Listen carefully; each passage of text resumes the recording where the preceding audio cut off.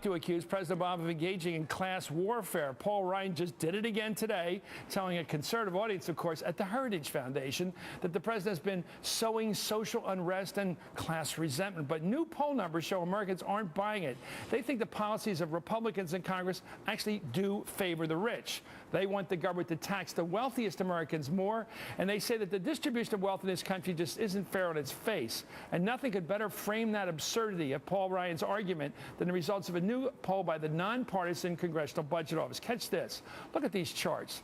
The CBO tracked income growth between 1979 and 2007, about 30 years. They found that the top 1% saw their incomes grow 275%. That's a number, real terms. That's an unbelievable increase when you compare it to everybody else.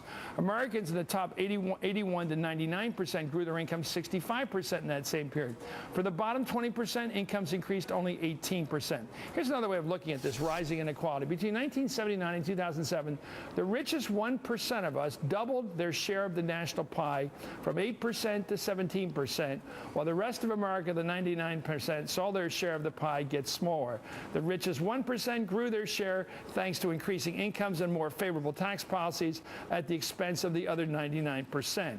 Basically, the rich truly are getting richer, and everyone else is losing out. For more of this, we're joined by Cillizza, MSNBC political analyst and managing editor of postpolitics.com, and Democratic strategist Jen Psaki, who is a White House spokesperson in effect. Now, what's the president going to do with this fact that we now have on the table, thanks to the nonpartisan CBO, that everything that the Wall Street occupiers are saying, everything he's been implying is true, thanks to tax policy and everything else in economics? 1% is basically grabbing most of the pie from the rest. Well, when you have Republicans out there talking about their tax plan, Mitt Romney, Rick Perry, their tax plan is reverse Robin Hood economics. This is the kind of policy that helps that exact 1%.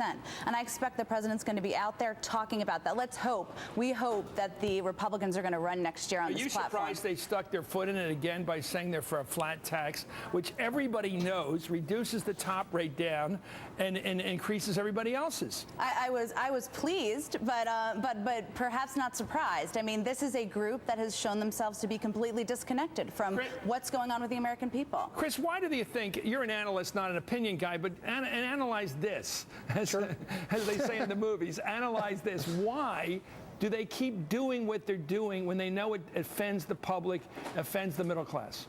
Well, Chris, because I think the dynamics, and Jen knows this from having helped Barack Obama win a Democratic primary in 2008, the dynamics, the political dynamics of a primary, Democratic or Republican, are very different than the political dynamics of the general public or the general electorate. A flat tax is a very popular idea in many fiscal conservative circles, and I think the attitude is, Chris, and you probably do disagree, but I think the attitude is you've got to win the Republican nomination before you worry about running in the general election. Now, President Obama, certainly, if Rick Perry is the nominee, will, I think, make the argument that this flat tax is ultimately regressive, rewards the wealthiest among us. But I think Rick Perry's point, if he was in all candor and could speak, honestly, would say, look, I got to win the Republican nomination before I worry about what Barack Obama's going to say about it. In my opinion, this is a bonkers plan.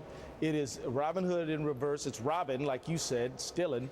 But the thing is, the American people have a role in this. We can stand up and say no more. We are not going to tolerate this cruel, callous economic system which punishes work and rewards people who already have so much. The fact of the matter is the American people don't resent rich people. We just resent being ripped off.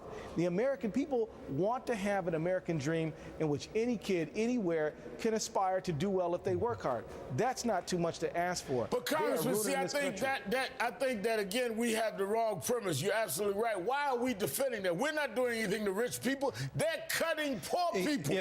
It's not whether we have something against rich people, it's whether they have something against poor people and working people. Exactly. No one's proposing to do anything to rich people but say pay your share. Exactly. Right? It's as if you came into the American economy from outer space and you looked around and you decided the problem here is that rich people don't have enough money. Right. And that retirees have too much health care security and too much retirement security. And the poor have their safety nets are too strong. So we have to reverse all of that.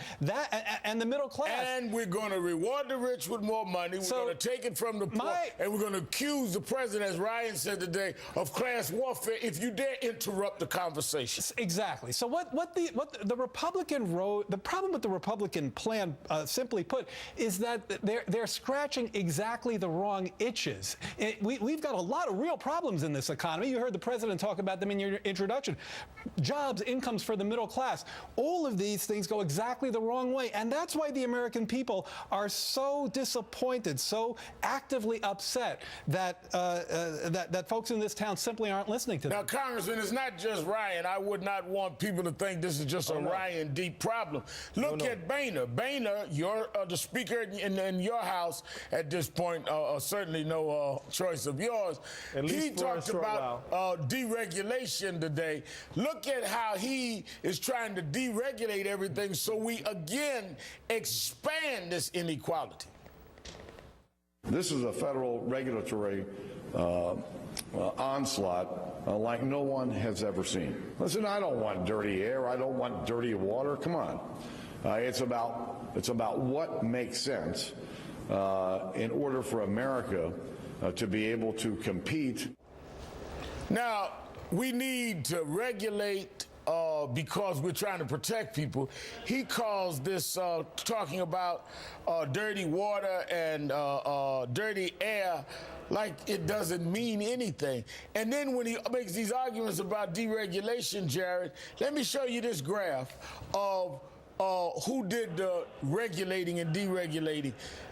Mr. Obama, President Obama has done 5% fewer than President Bush. So again, they are saying things that are not true. Let me finish tonight with this. I was in East Berlin the week the wall came down, and I interviewed a number of East German working folk about the reasons for their despair with the communist system. It was telling. What they complained about was the way the system betrayed them, the people who believed in the socialist system, who considered themselves good communists. They did their jobs as best they could and expected to be treated with economic respect, with fairness. They were betrayed, of course. The people who did well in East Berlin were the hustlers, the people who got to deal with foreigners, the taxi drivers, the people who could get tips. They were getting paid in West German currency, which was worth a lot. Well, the system humiliated the East Germans, adding economic insult to economic injury day in and day out. The people who worked hard and played by the rules, as we said, were getting screwed, while the people who lived off foreign currency were the only ones getting a break. All the time, the good communists were watching the West Germans, of course, living like West Germans. What killed communism was how it betrayed the good people who did their jobs, the East German equivalent of our middle class. What happens in this country when the middle class see the system here working against it?